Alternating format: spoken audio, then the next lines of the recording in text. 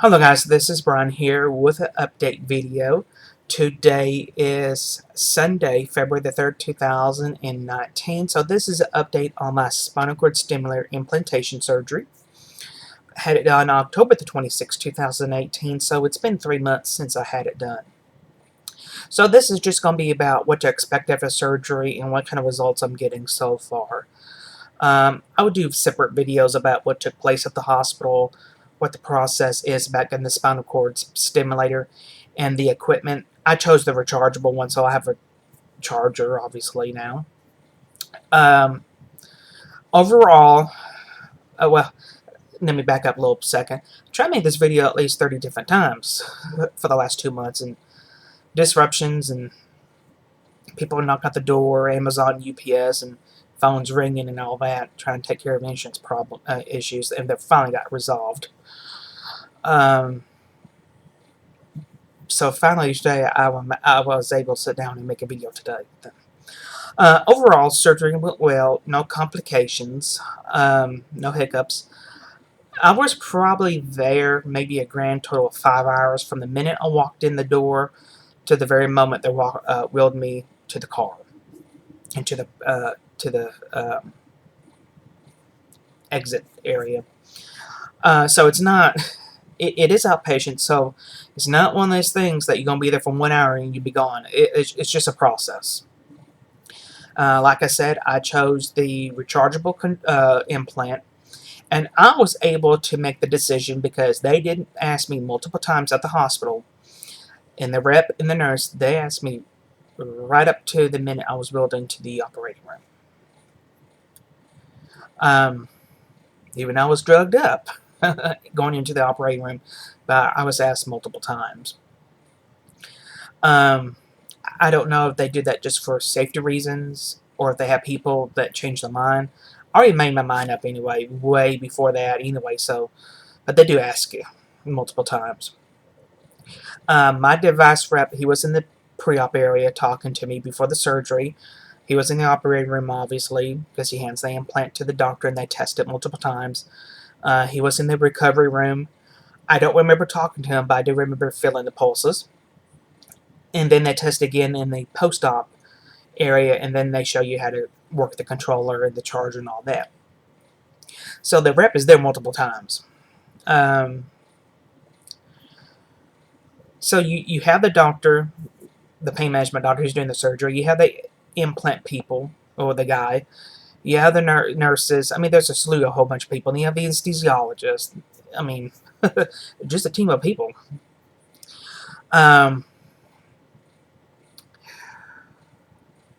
You may want to know if the surgery itself is painful, and my answer would be yes and no. At first, it is painful. When you wake up and until they get your pain underneath control, it is painful. And it is painful for the first couple days. I would say for the first 3 to 4 days, it is painful.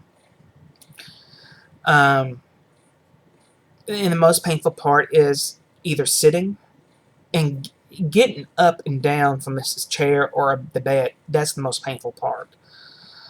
And what I can compare it to is either elbow surgery or carpal tunnel surgery. Those are more painful than this.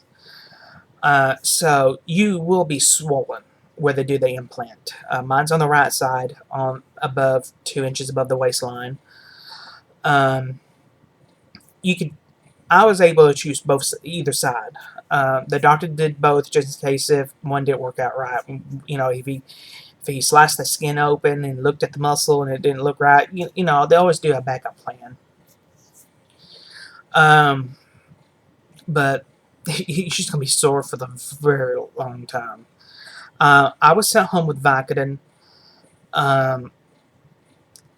and Soma, which is a muscle relaxer, Phenergan, which is nausea, which only took nausea medicine once or twice, and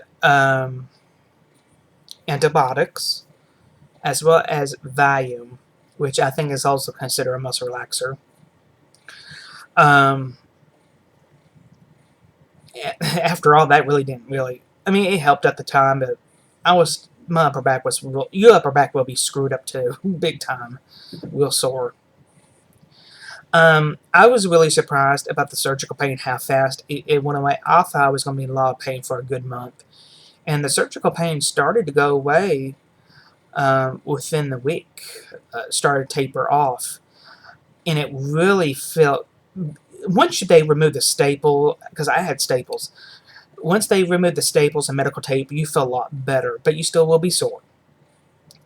And I think probably my surgical pain was completely gone within a month and a half.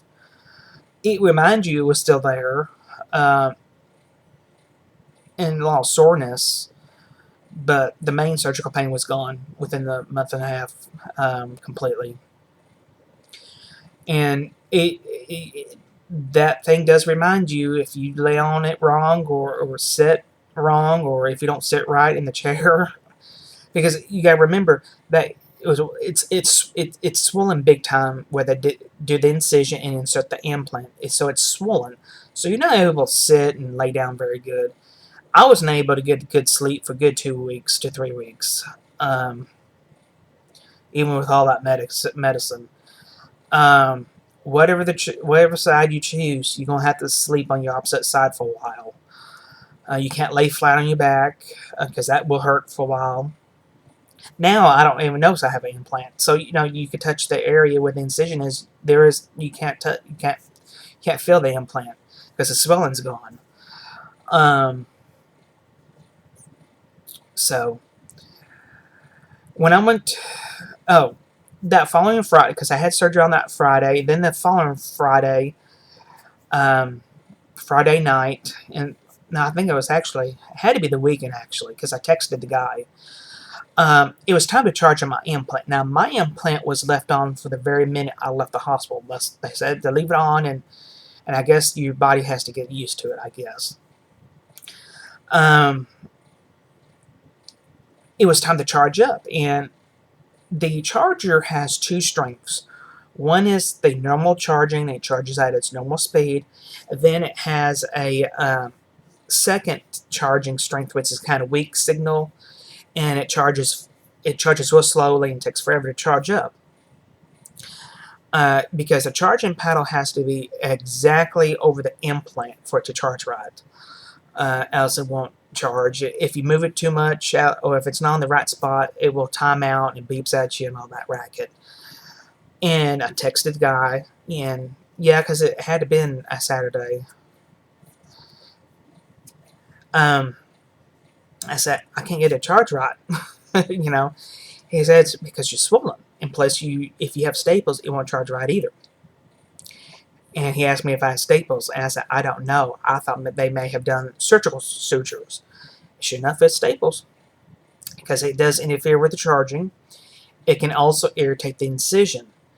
The charging paddle kind of generates just a little bit of warmth to your skin, because it's charging a medical device, right? Nothing to burn you, nothing uncomfortable, or anything like that, nothing hot. I would say probably a cup of coffee that's been sent out for 30 minutes. That kind of warmness, barely warm to the touch. And it says in the book, do not charge if you have staples. He said, go ahead and turn it off now. Don't let it go dead in case we have to make any changes on my post-op visit. Because my post-op visit was probably Tuesday or Wednesday that following week. I think it was probably Tuesday. Met him at the doctor's office, the tech, and I think he may have changed the cycles. I could be wrong. He may have maybe done it on my second post-op visit. But when I went to the post-op visit, I was drugged up. I did take pain medicine because after surgery, you taper off your pain medicine. The stuff they give you from the surgery. So I was tapering off Vicodin and all that by then. Because the surgical pain was starting to go away. Now, since the hospital was 40 some odd miles away, yeah, I took some pain medicine to get in the car. And plus, I didn't know staples was going to hurt or not when they removed them. And it actually just felt like a little pinch when he removed the staples. And I felt a lot better. A lot better.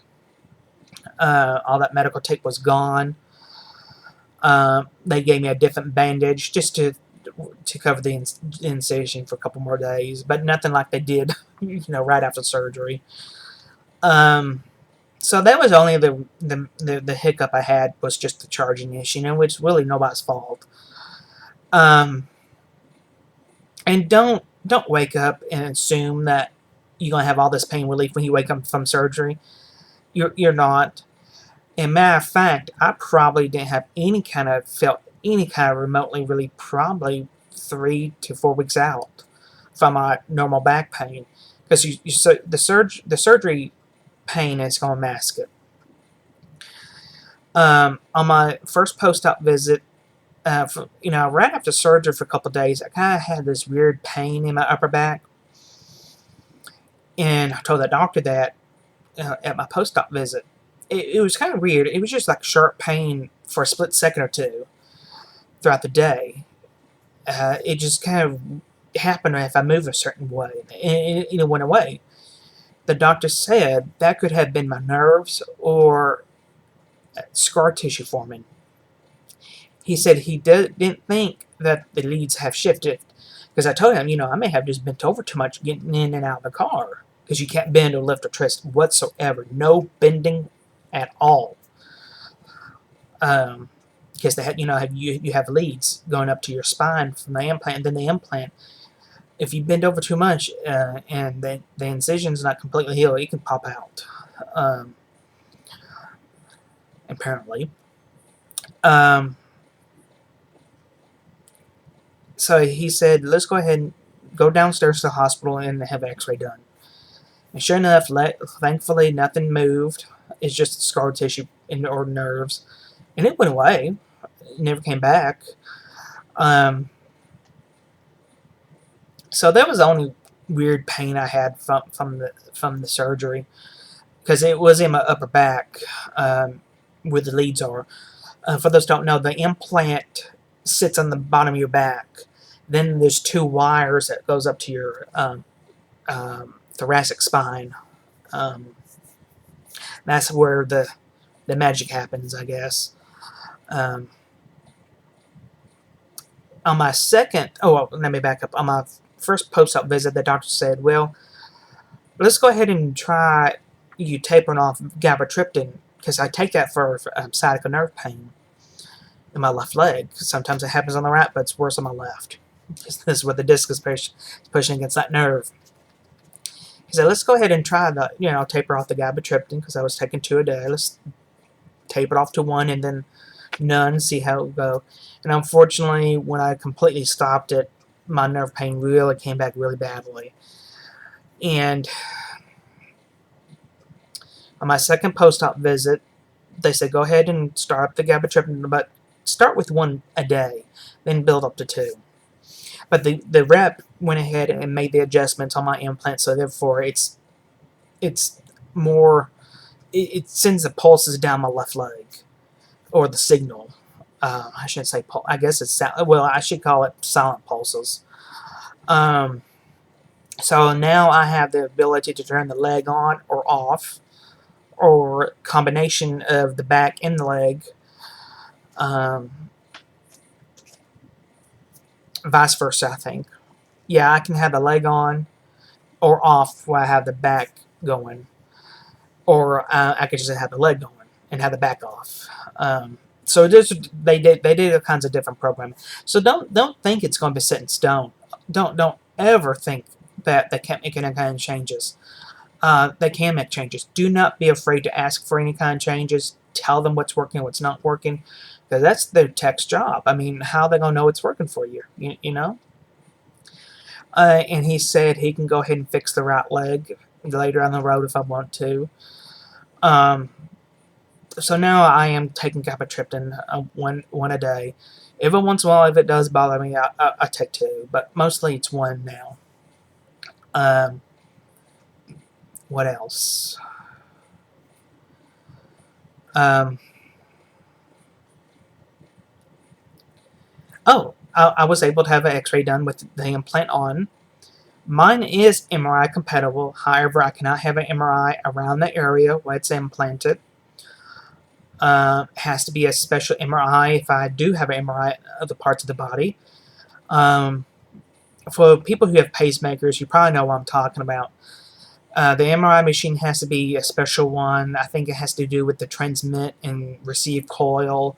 It's on that little medical card that they gave me. Because I was supposed to have an MRI of my neck, and they had to switch it to a CT scan because when the radiologist called the implant people, the manufacturer, they said it was kind of too close.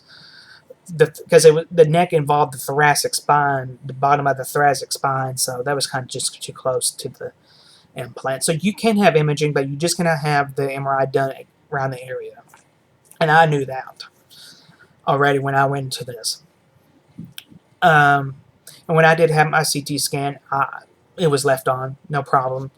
Now, weird thing is, about a month ago when I went to the dentist for my cleaning, I felt the pulses and until I kind of wiggled in a certain position because the dentist chair is kind of flat, I guess, when they lean you back to clean your teeth.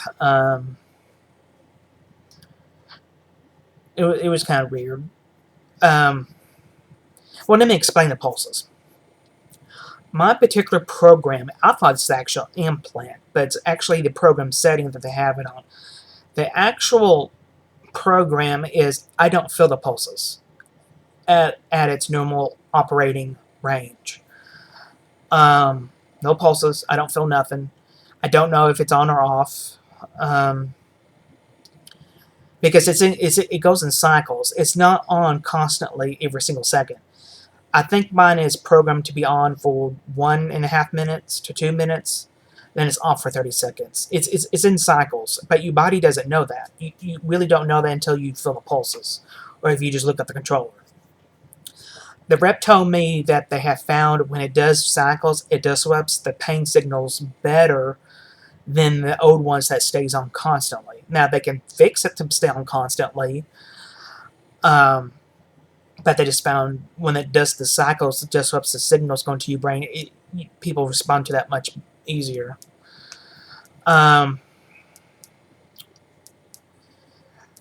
So at normal range, I don't feel no pulses unless I turn up to the after 18 or 20 strength. Well, weird thing is, I do feel the pulses if I sneeze or cough for a split second, or if I step my foot too hard on the concrete, because I did that coming out of the Dillard's department store, and when it was at nighttime, I stepped on the curb too much. I didn't see the curb very well, and stepped off of it too hard, and I did feel the pulses for a split second or two. So mine's silent pulses. I guess apparently they do make ones people they do want pulses. So who knows? But I don't feel them unless those certain times happen. I may have felt the pulse at the at the imaging place when I lay down for a split second or two because the surface was completely flat.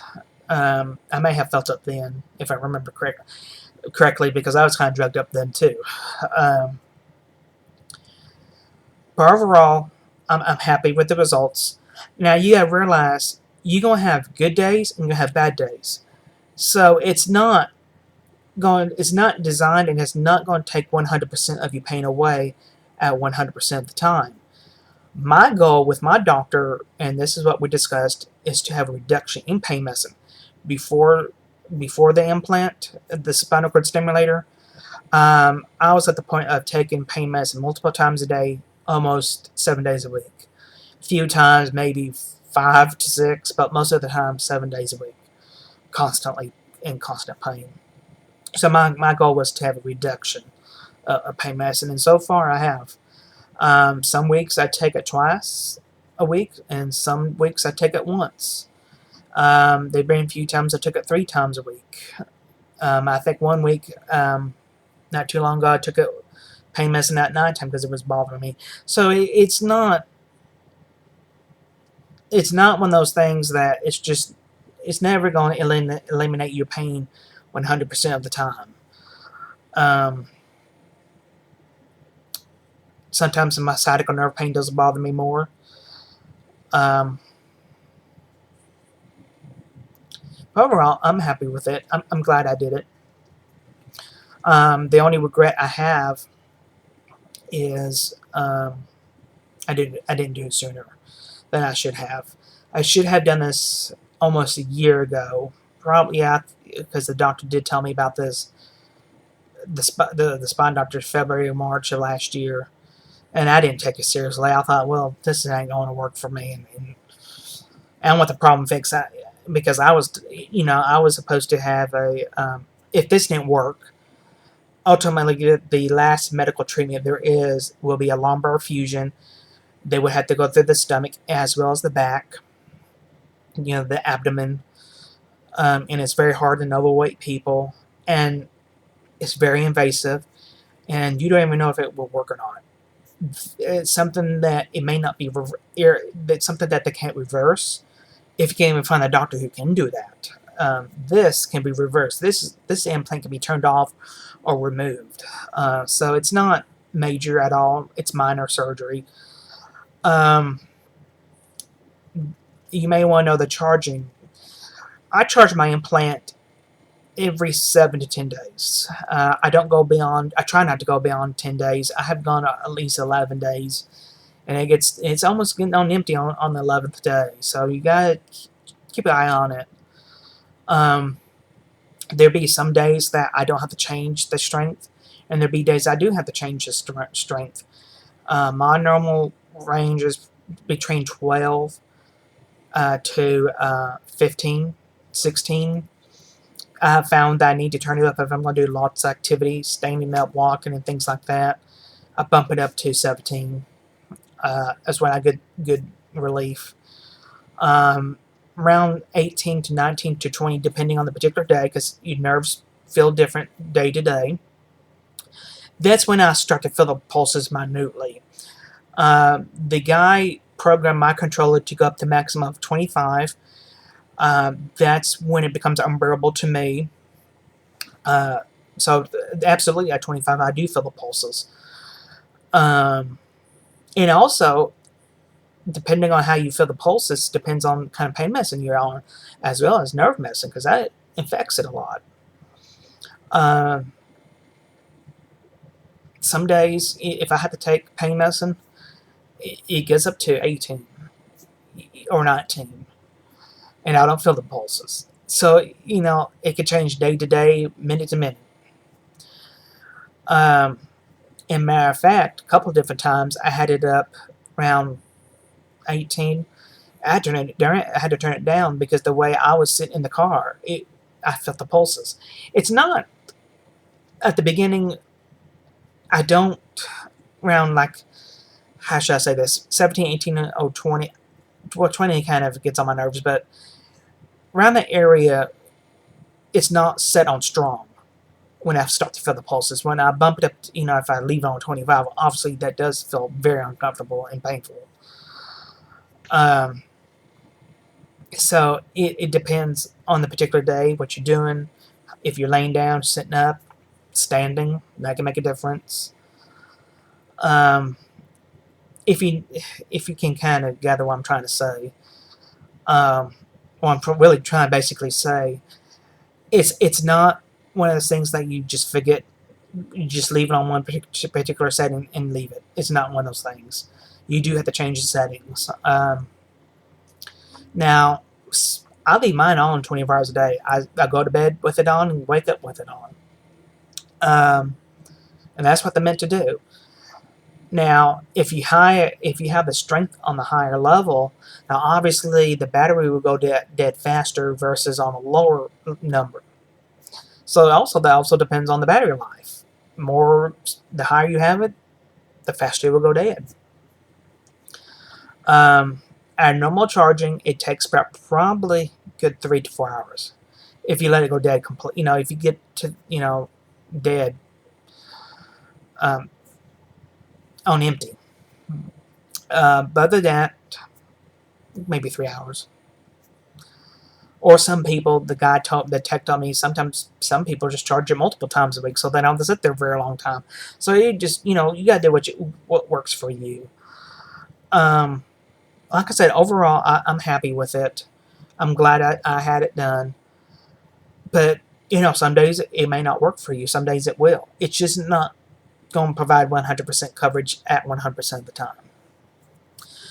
Um, so if you do have any questions or comments, please post them below. I'd be happy to answer you any questions.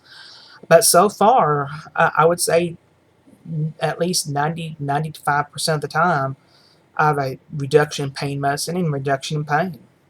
You will have bad days. Um, so, talk to y'all later.